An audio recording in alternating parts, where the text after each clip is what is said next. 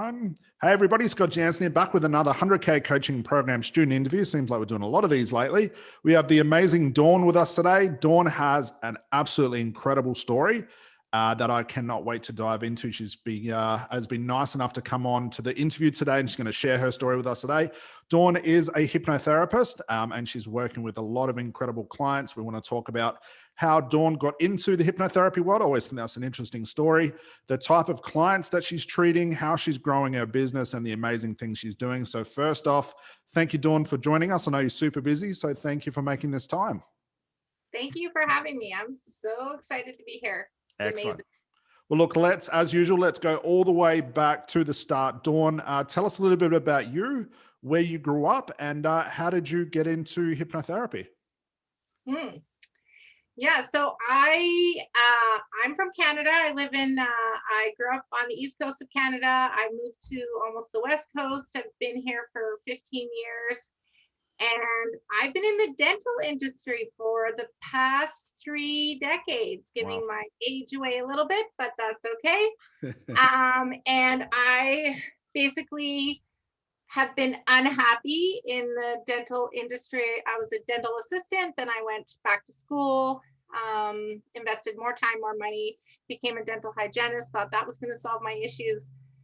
And then 5 years ago, I knew that I needed to find something different. Tried network marketing, liked some things of it, like the personal growth, but I didn't feel the salesy thing about the products. And then I moved. I had some tragedy in my family. I lost my dad suddenly 6.5 years ago, and that really made me start recontemplating my life. And so I moved all the way back to Nova Scotia. And 7 weeks later, I moved all the way back again to Calgary because it didn't work. I was not happy. And my girlfriend picked me up at the airport and she told me, "Oh my God, I'm so excited to tell you I'm going to take hypnotherapy." I'm like, "Hypno what?" Never heard of hypnotherapy ever before. And she told me she was going to do it. And she could work around her schedule, take it on the weekends part-time. And I'm like, oh, I got some shit I could deal with here and get rid of, this would be cool. I'll learn and do that. And on the very first day of my class, I just fell in love with it. I knew this is what I was supposed to do. And I guess now I'm here. So let's go back a little bit. When you were going from just like the basics in dentistry to the dental, was it hygienist? What's the difference? Yeah. So a dental assistant works directly with the dentist. There are 2 more hands, allows a dentist to do everything they do. A dentist can't work without a dental assistant at their side. And a dental hygienist works on their own independently, and they do the hygiene appointments. So they do the dental cleanings. That's what our area of expertise is. So the dentist will pop in the room for a couple of minutes, but then they're gone. You're in charge of your own treatment planning and that type of thing. The dentist really doesn't have a say in your scope of practice. So you're definitely more independent. Yeah. Okay. And you fell out of love with it. Yeah. People I am very good at what I do, but it wasn't getting the appreciation and just going from job to job, being fired, and because I speak my mind, I'm a little bit of a black sheep. I'm not one that you can bully. I'll stand up for myself, and so had a kind of a little bit of a target on my back, and I knew that it just wasn't meant to be. It served its purpose. And I was like, okay, I'm done. It's really, dentistry has changed. And I'm not the same person as I was 25 years ago, 15 years ago. So now it's time to move on. And I knew that I've always wanted to help people. I've always cared a lot about people, uplifting people, helping people that way. So I always knew that I wanted to be on that. And COVID, we go into COVID. So I stopped working 2 weeks before our province got shut down because I had a bad experience with a client coming in sick and not divulging that they were sick. So I basically went home and I'm like, that's it, I'm done.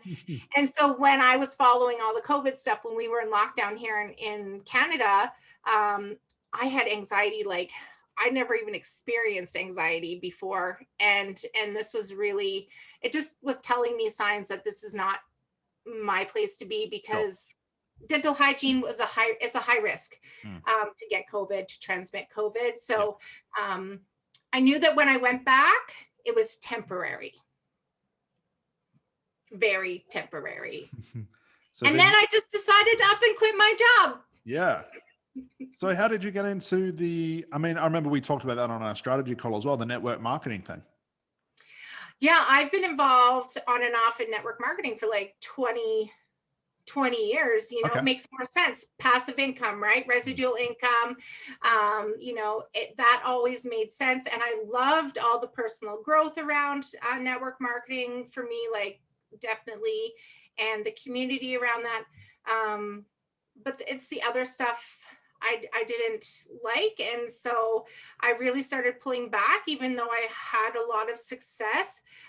It just wasn't, I was hearing a podcast today, you don't have to suffer to succeed. And I was suffering like it was not it was not fun for me. And so I was like, okay, maybe this is not what I'm supposed to be doing. But I'm very grateful for everything I've learned in that industry. And I guess that led me to my niche. Yeah. And that's what I definitely want to talk about. So you were selling other people's products. It wasn't your own product as a network marketer? Yes, correct. Okay. Yeah. So then your girlfriend said something about hypnotherapy, hadn't heard of hypnotherapy. This is quite funny. You always get those people. When I used to teach hypnotherapy, we'd always get those people that would show up and they'd literally come up to me and say, Scott, I don't know a thing about it. I don't know if I believe it. I could hardly even spell hypnotherapy. Let's just see how this goes. Was that sort of like you? Yeah, I just went in and she told me a little bit about it. And all I knew was if I could be hypnotized, maybe that it would get rid of some of my issues that I'd been struggling with over the years. And I was like, why not? I can take this course, I can learn something else, but I can deal with my own problems, because I didn't want to talk to anyone about it, like a counselor or anything like that, right? And so, and it was just amazing. And I told my instructor, I'm like, just so you know, I ask a lot of questions. I know that too. Questions. Yeah. And I do that too. Yeah. And that's how I learn. And I was very, grateful for her answering all my questions and having the patience, because that allowed me to become the hypnotherapist I am today, and taking a little bit more different training that I absolutely love now. Yeah. And so questions. So you didn't know anything about unconscious, subconscious, conscious, nothing. What was that like when you learned it? I knew a little bit, like from Dr. Joe Dispenza or whatever, like a little bit of stuff like that. But when I learned, I was just like, oh my God, no wonder. And law of attraction, I'd been kind of dabbling in and that type of thing. So when I found out about this, and the first time, I think it was the first time I went into hypnosis in my class, it was crazy. And so, and the thing is, my students, the other students, were having like these really, really cool, vivid experiences. And I'm not a visual person in hypnosis. So I was like, I'm missing something here. And my instructor's like, no, everybody senses things differently. And so once I got over that, I was just like, yes. And then when I had some work done on me, and then I'd been struggling with, and then 5 weeks later it was completely gone. I was just like a new person. I didn't even realize what was happening. I was like, okay, this is cool stuff. Yeah. So after you did the course, what happened next? Did you think, you know what, I want to take this further, I want to become this hypnotherapist? So I was in class and I told my instructor, I'm going to do this all online. And she just looked at me like I had two heads.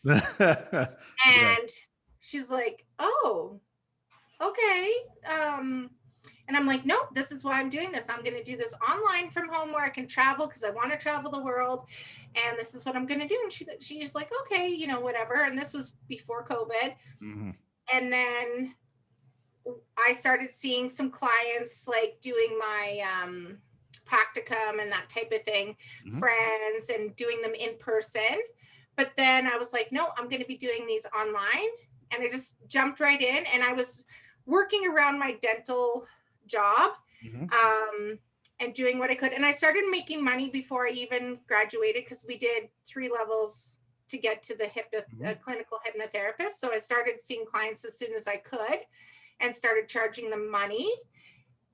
And it kind of went from there. And before your course, I was charging some bigger amounts.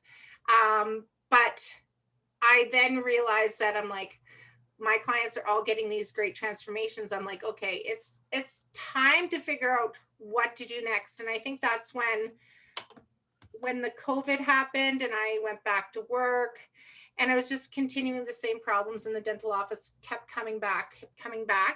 And I just one day had a shitty client, and I just left at the end of the day. Was going to call my boyfriend to have the conversation about it. You know, he maybe would have talked me out of it. I don't know, but wrote my resignation letter that night, handed it in the next morning. And when I handed it in, I felt so much relief. I had no, like, I wasn't nervous. I had no real backup plan. And I was like, whatever, I'm going to do whatever it takes to succeed. And that's what I've been doing. Okay. So then that was during the course, yeah? Once you joined my course, yeah. So that's been recently. So before that, we'll get to that point as well, because I think it's interesting. I always love the idea of people quitting their jobs, actually doing this full time, which is freaking awesome. So before you even joined my course, like, when you had a couple of clients coming in, friends and family and stuff like that, were you actively looking for information on how to get more clients, do the marketing? I mean, with your background in network marketing, that must have helped as well. Yeah, and I was doing a little bit of paying myself, doing Facebook ads, like boosting ads, and I did get a little bit of clients, but lots of garbage out there. I invested a couple of $1,000s on a local social media marketer that I actually knew was an acquaintance, and it was the biggest waste of money. I broke even. I invested $2,000 and I got 1 client. Wow. And that was over a month that they ran ads. So it was at that point where I'm just like, okay, like and I tried to learn Facebook ads, and I was like, oh my God, this is confusing. This is not my thing. And so I'd been watching you, to be honest, when I don't even remember how I heard about you, Scott, but it was in my class. Somehow I heard about you, started following you. And then I'm like, yep, this is what it is. Transformation, not going to charge per session, because it all makes sense. It made sense right away to me. Yeah. And so now that I've been, all the things that you teach us on the course, in the beginning, it's hard to believe it's going to work. And then you keep doing it. And you're like, oh my gosh, this works. So when you were running the ads, it must have been like generic ads, like stop smoking, weight loss, anxiety, a little bit of everything. And what were your prices? What were you charging? I think I was charging like 180 Canadian, 180, 200 would be max. And then I was selling per session. Ads. I don't know. Like I said, when I hired that social media marketer, the $2,000 disappeared within a few weeks. And then she's like, oh, we're done. And I'm like, we're done. We just started. Ads can be anywhere between like $100 and $200 a day, which is more than it would cost you were charging for your clients. So no wonder you made it even. Yeah. And so I broke even. So I'm grateful I broke even, and but yeah, I just knew that I'm like, there's gotta be a better way. But the thing is, everybody makes things, it's like the sparkly syndrome. Everybody makes it look like, oh, I need to do this now. Oh, I need to do this now. And I'm not going to lie to you. I'm like, I got to do this now. But you have to really stay focused and go, no, you don't need to do that. Yeah. So I remember we did our strategy call. I remember you said that before you jumped on the strategy call and after the strategy call, what were you thinking? Was it, were you like, yep, this is what I need to do. This is how it's going to work. Were you still doubtful? What were you thinking? No, I wasn't doubtful at all. My biggest thing was not quitting, like following and finishing the program. And I think I started in October, and I'm still not done, Not even like, close. yeah, and you keep adding things, which is awesome. And so I guess that whole thing was, I'm like, Dawn, you're not quitting this. I've signed up for so many trainings, so many programs, and I'm like, do it for so long and then you quit. Well, no wonder it doesn't work. You're quitting, first of all. But I knew it was the way to go. And I loved your like no BS approach. Like that, to me, I really relate to that type of personality. And so I'm like, okay. And I think I told you not too long ago on a strategy call, when I was having problems with my niche, I'm like, I'm not quitting. Yeah. Well, let's talk about the niche, because you actually went through a couple of cycles of different niches, and we caught up a lot on the phone. And what's interesting is, and this is across the board for all the students will come to me, even yourself, with different niches, and my response is always going to be the same. But sometimes we don't hear it because there's so much happening in our head. But now when you look back at it, because you found a niche that's very, very profitable, we look back at it, and I think, and I did this as well, we always make it so much more complicated than it needs to be, because we're so busy in our head and not really looking at what the niche really needs from us. Yeah, totally. And for me, like, I started with emotional eating. Yeah. And I was having a really hard time struggling with content, and it just wasn't feeling right. It was work. Yeah. And I didn't like that. I didn't like that it was work. Why did you choose the emotional eating thing at the start? Because I personally have struggled with emotional eating personally. So I'm like, well, if I've struggled with it, and I've dealt with it, I can help other people. And then, I did that for, I think, a short period of time. And then I jumped, I can't even remember what niche I tried then. Maybe, was it weight? Yeah, you went from emotional eating to, I think, a little bit more general in weight loss. Yeah. And then you went to the network marketing thing. Yep. And then you went back to the emotional eating thing.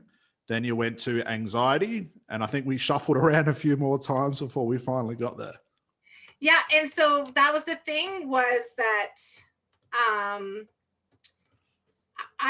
because I've been involved with network marketers for so long, I knew exactly, all these people that sign up from the network marketing, affiliate marketing, all want one thing. Yeah. Freedom.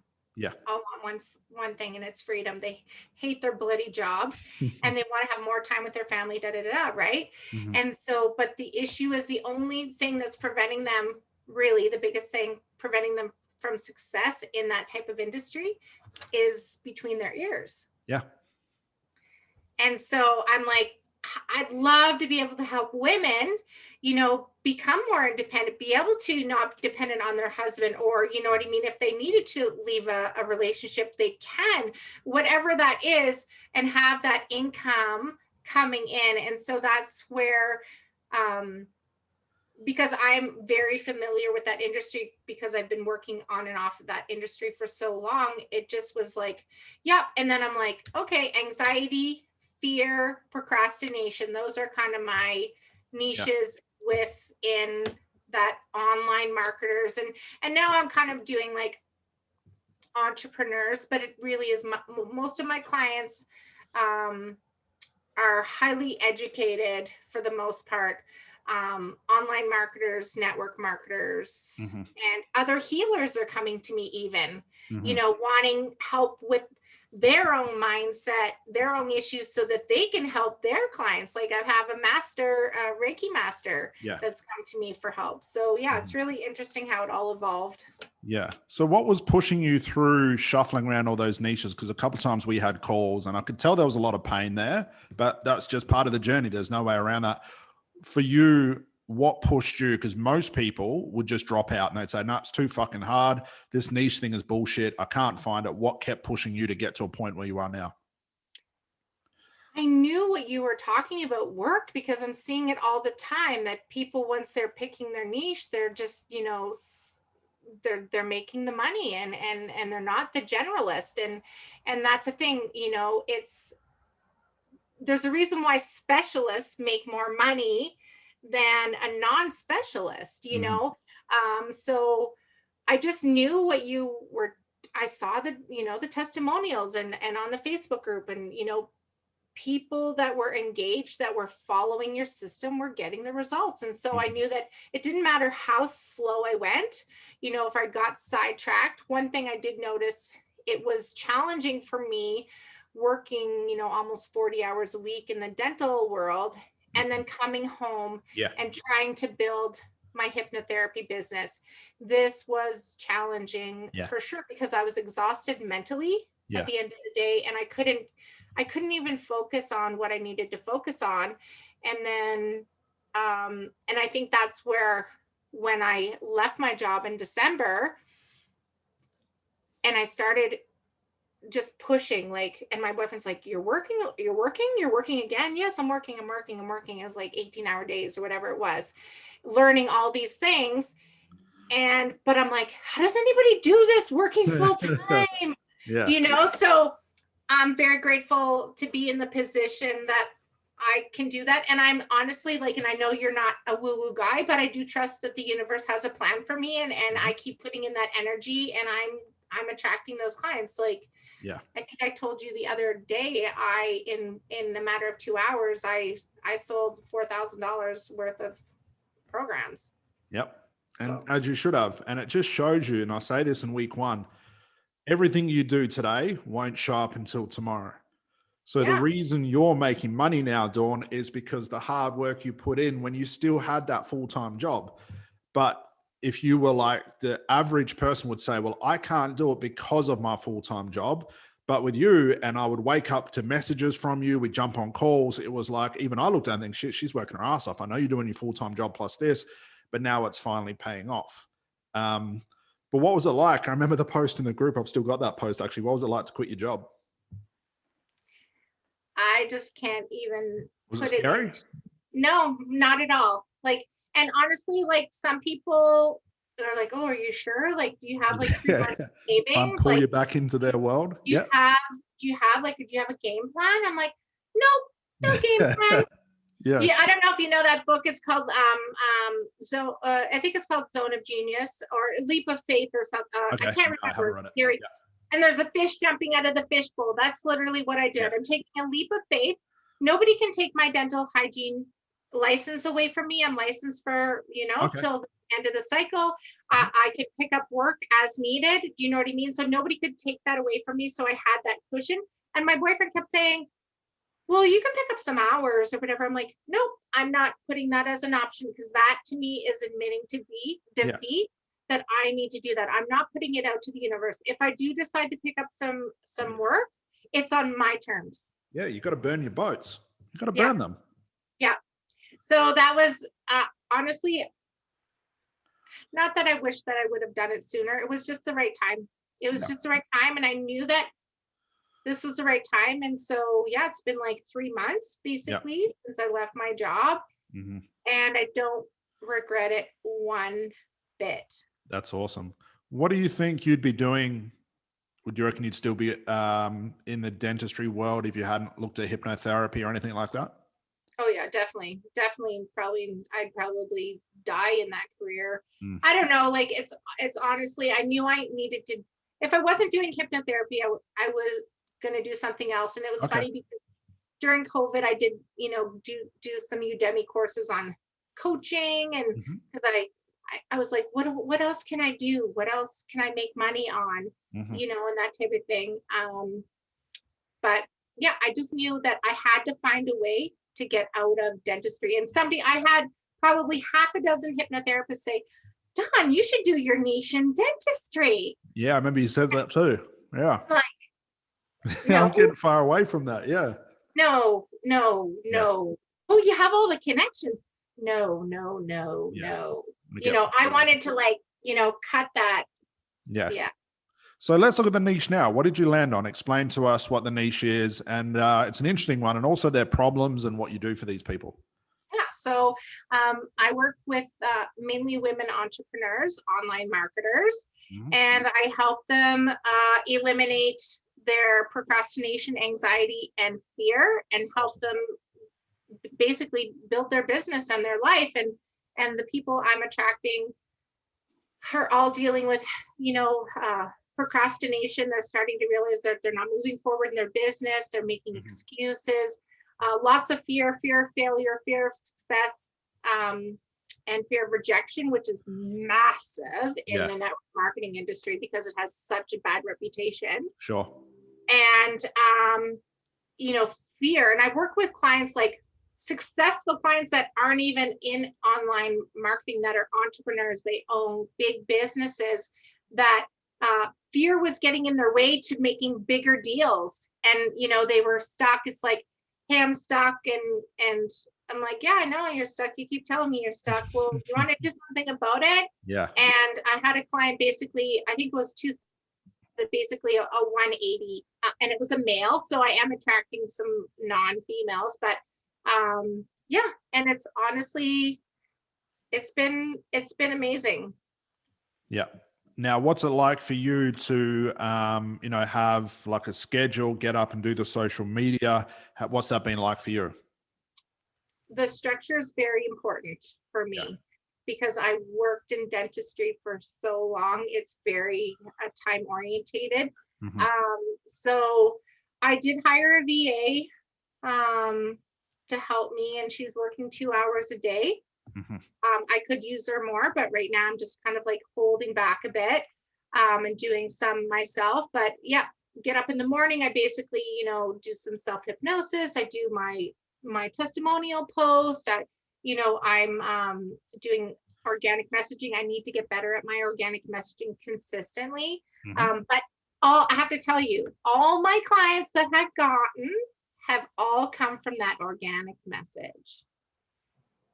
I don't know, everyone shies away from it. Everyone's so shit scared of that thing, but the rejection is high, which I know scares people, but the output from a simple cut and paste message, there's nothing quicker, but everyone gets scared Yeah, about it. because people, like, I've had the messages like you've had, you know what I mean? Like, Yeah. don't you want to develop a relationship with me, whatever, and I'm like, no, I don't, Yeah. like, but it works, and it is a numbers game. And I think, like, that for me, I did some personal work on that Mhm. myself, like with hypnosis around that rejection, around that message.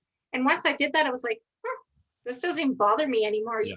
You could say all the curse words in the book. I don't care. It Yeah. doesn't bother me at all, because Yeah. I know that message will land on that right person, and they'll say, yeah, I'll jump on a call with you. Yep. I'd love to chat. And because your prices are so high, we don't need back-to-back $50 clients, $100 clients. We just need a couple of very high paying clients before you know you got a six-figure beyond business.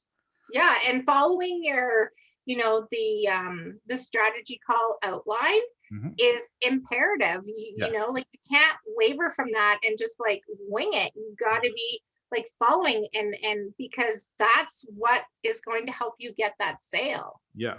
So let's look at, your prices. And we had a chat about this, and you were talking to people that are still in the industry doing the old traditional model, $100 here. If you buy 2 sessions, I'll give you $20 off, or that sort of thing.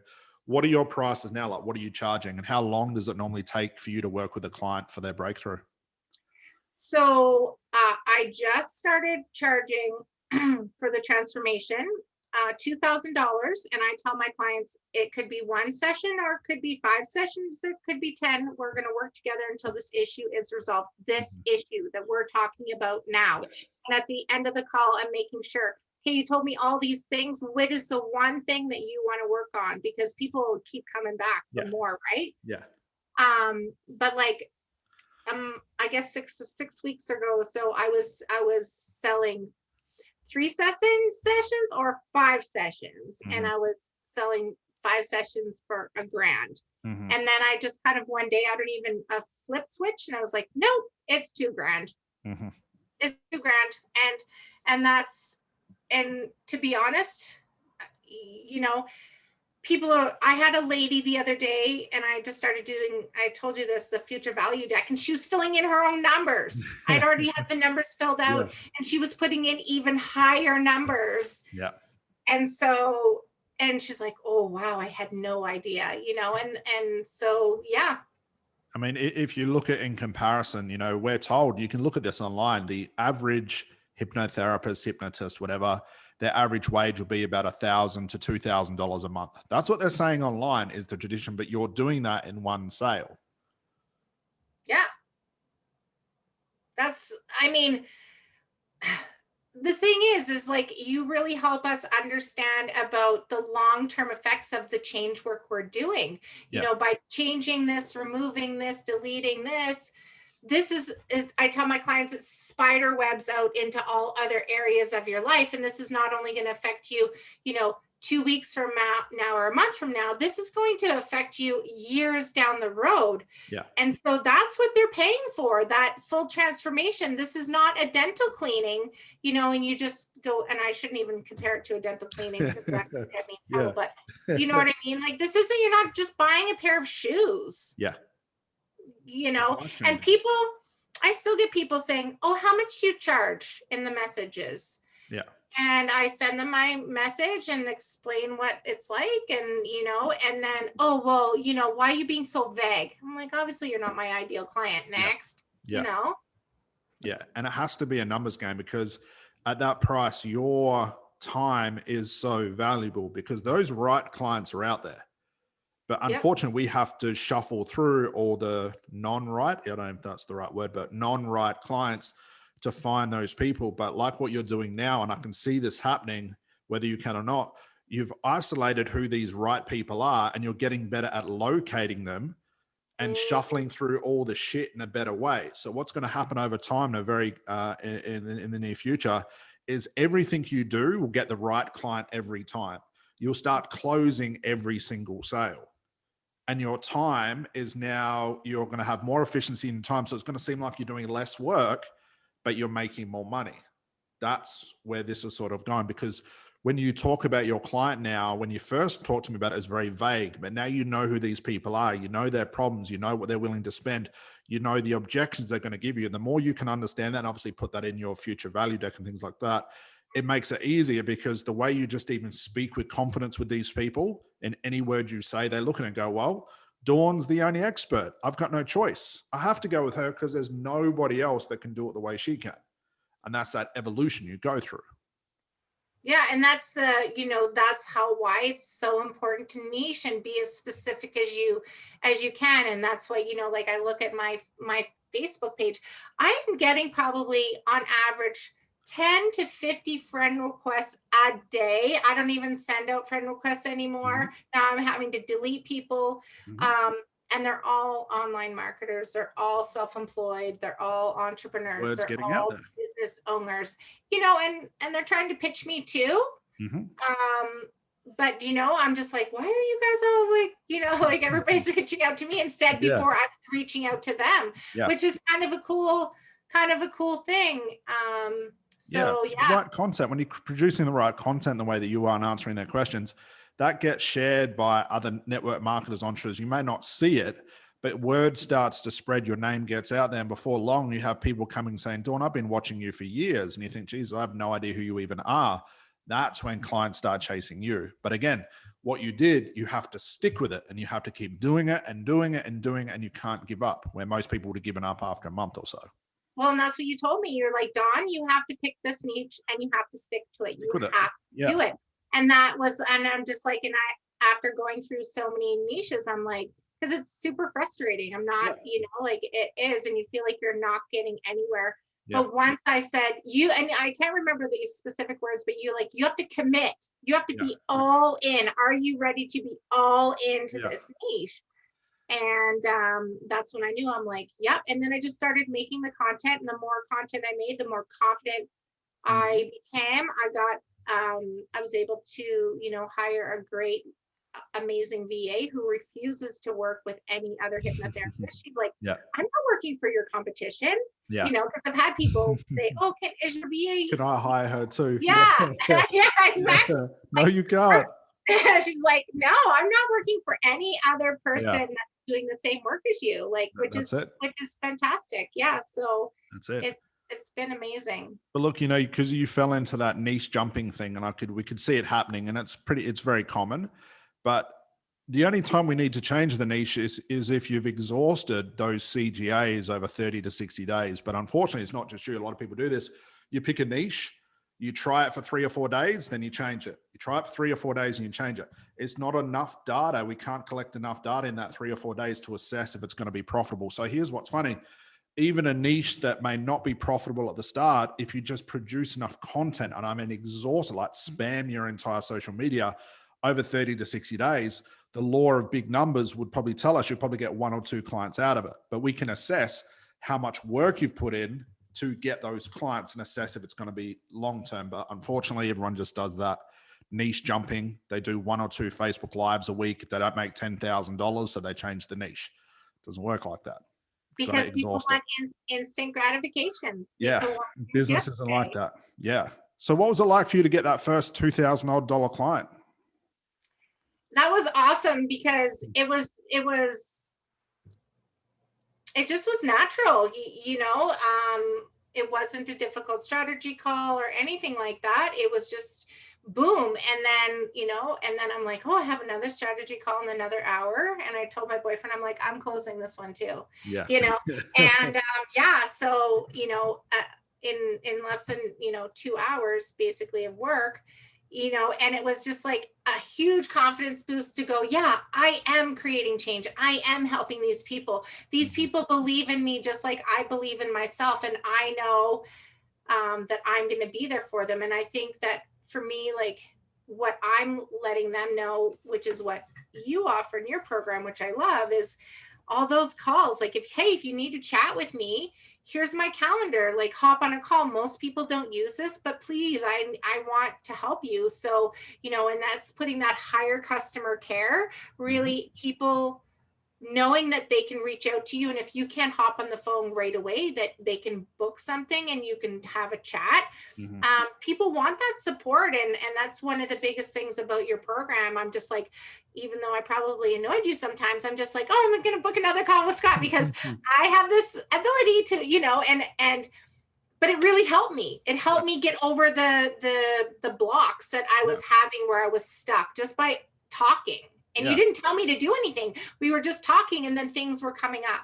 And I'm like, oh. That's the reason you're here. Yeah. And it's the reason your clients later on, Dawn, are going to give you a testimony as well, because you went out of your way to give them more of a service than anybody else will give them. Even in my industry, you join a program and they keep you in the program for 6 months, then you got to pay another, amount of money to stay in it for the next 6 months. You can't speak to the design, the creator of the course. You go to a Facebook group where they've hired another coach to do all the coaching. It just gets absolute garbage. But you're right. When you can offer this to somebody, even your clients, and they think, shit, I can't get this anywhere else. I may not use it, but it's good Dawn told me that. That's just extra value. And they put that to the price and think, $2,000, that's actually not that dear. Like that's actually quite cheap compared to what Dawn's going to give me in return. But again, it's just boosting up that value. And that's why you can charge the prices that you charge. Yeah. And if people have they have something happen in their life where they need to have a quick call with you, maybe I put them into hypnosis very quickly. You know what I mean? Like and just deal with it then and there. It could be like 5 or 10 minutes. And they're so grateful that you've helped with that. So. You've already been paid for it. So why not? That extra money is giving you back time. So if one client does take 1 session, or if another client takes 10 sessions, you've got that money there that's giving you all that time to be able to do that. But could you imagine doing that at like $100 a session? It wouldn't work. You'd be broke.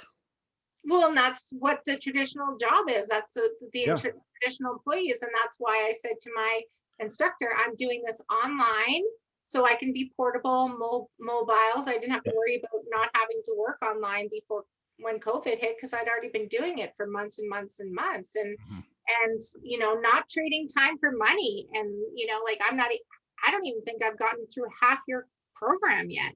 Yeah. Because you got too busy making money. I'm too busy. I'm too busy making money. I have to go, okay, I gotta get back on track and again, scheduling that in and going, okay, what's the next part of the program I need to learn? And add that in. And it's just going to keep getting better and better. Yeah. But there'll be a point where there's parts of the program you don't need now. So like week 6 of the program, we talk about your accounting and your passive income and learning about your 401k and your superannuation. You'll need that when tax time comes. But right now you don't need it, because what's more important is you get paid clients. You put the course to the side, you study it later. What's important is you know how to do social media, you know how to do organic outreach, you know how to talk to your clients, you know how to close them and use the strategy call and future value deck. That's the only thing you should wake up thinking is, how can I get my next strategy call? Not all this other fluff that everybody else says you have to be thinking about. Yeah, because you can get so caught up in, oh, how do I do? Because I just started learning how to do email marketing. But let me tell you, when you're trying to learn something new, it's going to take away your time from doing the organic outreaches. And then you're going to wonder why you don't have the clients, because you're not doing the work. You're spending it elsewhere. That's it. All that stuff comes later when you're sitting back and going, okay, I just did like a $10,000 to $20,000 month. I can afford a couple of days to go learn something new. It's the same thing I do, but you don't learn something new when you got paid clients and you're on top of that. When you're fucking nailing that, that should be your only focus. You shouldn't even worry about TV. Get rid of your friends. Tell them I'm not going for a coffee. This is what I'm doing because I'm hot right now and I want to exhaust this as well. Yeah, I love that. Exactly. And that's the thing. And so, and being able to do this full time is great, because people won't take time off work to go to these sessions and do your session, you know? So you need to be flexible with their schedule. And if it, like when I was working, 35 to 40 hours a week, I didn't have a lot of flexibility of, when I would be seeing them. So now that my schedule is opened up and I'm like, oh yeah, you need this time. Okay, I'll work what I need to do task wise around that, your appointment. Because I want to, of course, want to, schedule them in a good time that's helpful for them, but also for me. Yeah, look, I remember years and years and years and years ago, I talked to a marketer who said he was going to help me in my business. Before I learned anything about business, it was just sort of flopping around and whatever. And he said, look, I'll book you in for a call. It wasn't a strategy call, sales call, whatever it is. I said, awesome. And he said, the only times I've got, he's calling himself an expert, a marketer who can help me run my business and help me with my business. But he said, I can only book you in for a call after my 9-to-5 job. But you're an expert. So it's not a good look if you can't schedule in immediate with your clients, that if your client has to wait for you to finish work or do other things and you're calling yourself an expert, clients instantly see through that. Now, I'm not saying everyone has to quit their jobs like you did or burn the bridges, but maybe I am saying that because look at the result. You had all that extra time to do what you needed to do. For me, it was I make it or break it. That was for me. I needed that fire under my butt. I truly did. Have you always been like that? Always. Yeah. Always. And I definitely type A personality, endurance athlete, competitive, and I've let a lot of that stuff go. Yeah. But yeah, so it's all in. When I registered, I started doing triathlon and Ironman training. My first race I registered for, never done one before, was a half Ironman. Wow. Not a little tiny little race. So I dive in, I go all in. And I knew that I needed to make that commitment to myself because that's my personality. So I think it's important for me to know who I am and how I work. And so by quitting my job, I was like, okay, Dawn, you're responsible for your income. Nobody else is going to pay your bills but you. So you have to get to work. Yeah. And that was getting up early. There was no sleeping in. When I quit my job, the next day I was up at 6:30 a.m. I was doing my morning routine. I was most times I was working till 10 o'clock at night. I think that pressure is so important. Like, I know coaches and therapists will talk about getting out of their comfort zone, but they won't even do it for themselves. But when you put necessary pressure on yourself, where I'm not saying, guys, this is the healthiest thing to do, but when you put pressure on yourself where you can't even sleep because you're that fucking nervous about this working, and you have to force yourself to sit in your, in your chair for 15 hours a day and sacrifice everything.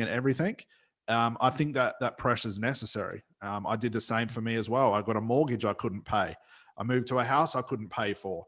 I purposely gave all my money to my parents and said, I don't want any of it, as in like, you hold on to it for me so I can imagine myself with no money again. And I forced myself to the point where I can remember being balled up on the floor, just crying because I was that stressed out. But that pressure produces, diamonds. It puts you in a place where you have to fucking make it or break it. And you've got no choice. It's exactly what you did.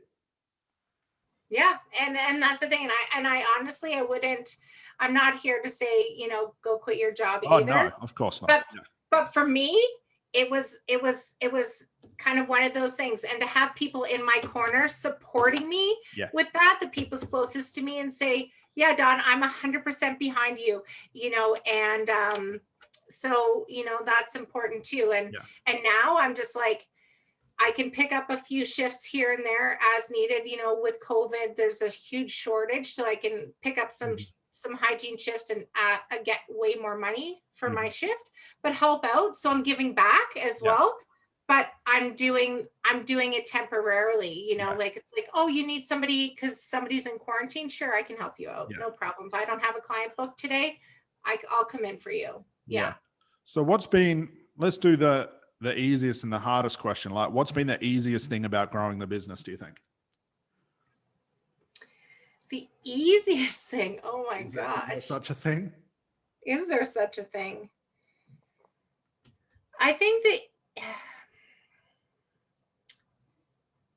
I don't know what the easiest thing would be. It's definitely not easy.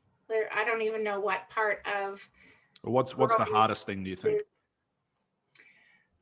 The hardest thing is the consistency and the resilience. To all the things that you need to do. That somebody else is getting success, and you have people telling you everything that that they want you to be back in that comfort zone. Why are you doing this?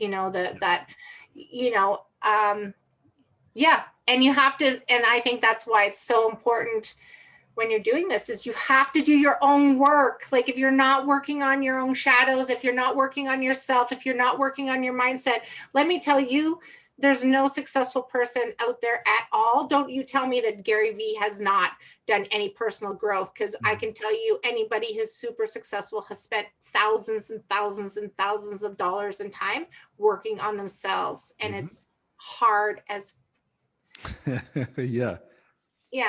So what would, I don't know what the easiest thing would be. No one's been able to answer this question. You know what the easiest thing to do is doing the therapy. Okay. Of course. Is doing the therapy is that's the easiest part. Because we all know how to do our trade, our skill, right? That's the easiest part. Yeah. The hardest part is all the other shit in between to get to that point. Yeah.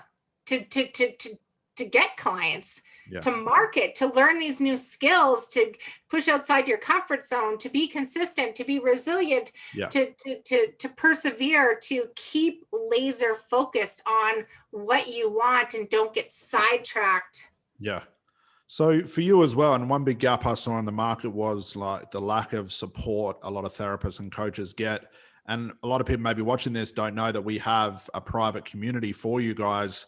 And by far, I think it's worth more the money than what I actually charge for the course. What's it like for you in that community? What's it like to be surrounded by 600 or 700 other therapists or coaches doing the same thing as you've done? It's the community is amazing. It's awesome to know that other people are going through the same thing that you're going through and willing to help each other out. Yeah. And because we're all going through the same system. We're all in a different part of the system, and people are just like raising up their hands and say, oh yeah, I can help you with that. Or, somebody finds another way to do something. Oh, try this,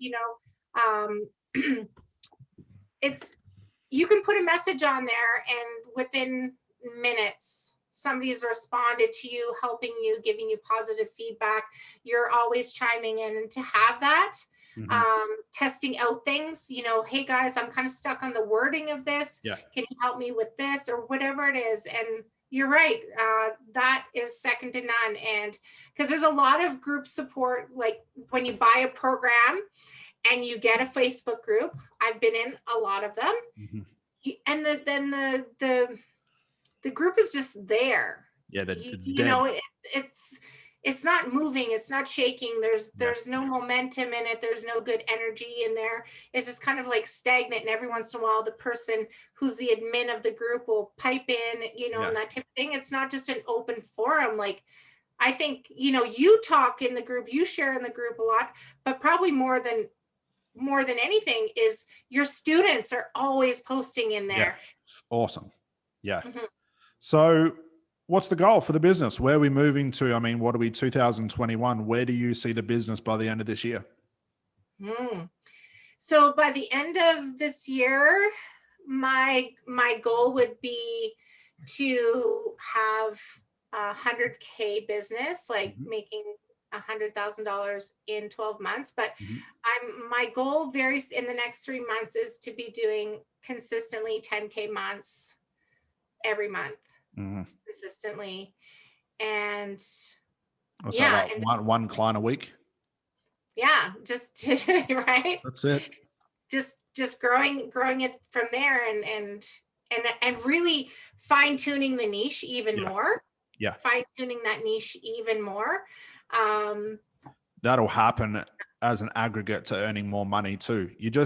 Where you look at the niche, what you know about the niche now is just scratching the surface. But when you start doing the 10s, the 20s, the 30, 40, 50 grand per month, you'll understand this niche better than the people inside the niche understand themselves. But that's the level of aptitude that you need to be able to charge those higher prices. And that's when you do start getting recognized and your name starts to be thrown around as the only expert.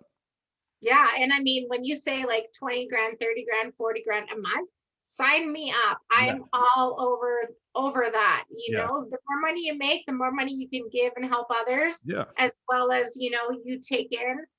So, but you can see how the system could get you to that place. Had I said that to you before you saw the system, you would have been like, no fucking way. It's impossible. No, because people are charging like $75 for a session or $50 for a session.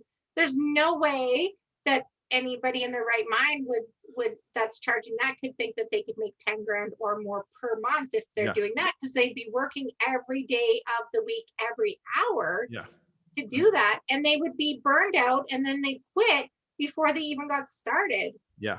So looking at the industry and what you know about it now, and being that you talk to a lot of, the traditional type average therapists and coaches, where do you see the gap is in the market? Like, what do you think needs to change? I think the biggest thing is, first of all, people need to come see us first. Yeah, they do. Yes. Instead of wasting all their time and money. Yeah.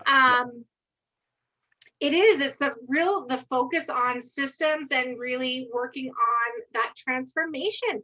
Like, don't undermine your skills and what you're doing for someone just because, you paid, 2 or 5 grand for a course to learn how to do what you're doing does not mean that you only have to charge 50 or 60 or $70 for a session.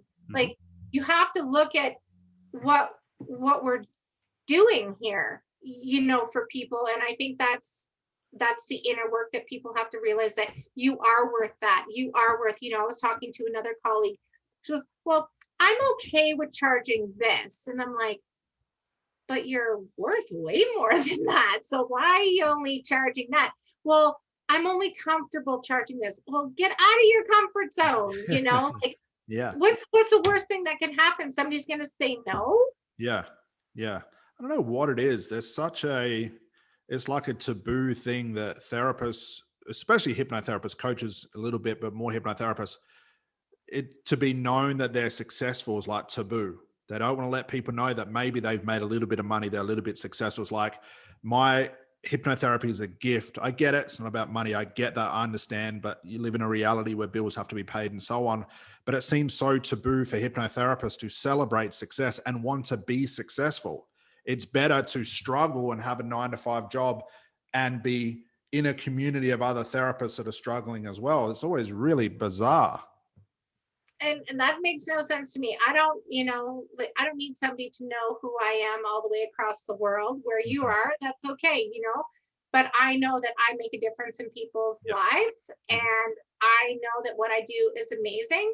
And I believe what I'm charging is probably still too low, based on the results and the testimonials I'm reading. And I'm just like almost falling off my chair reading them, going, oh my gosh, wow,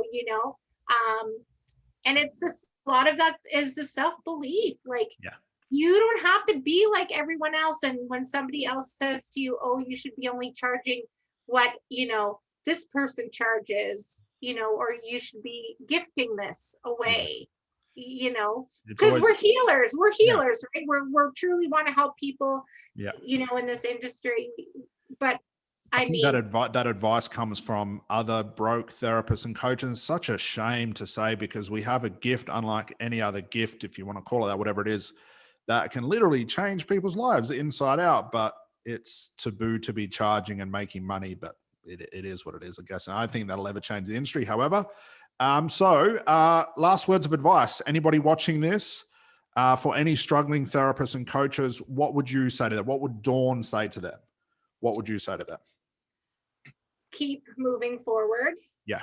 And do not listen to those people that you wouldn't take advice from.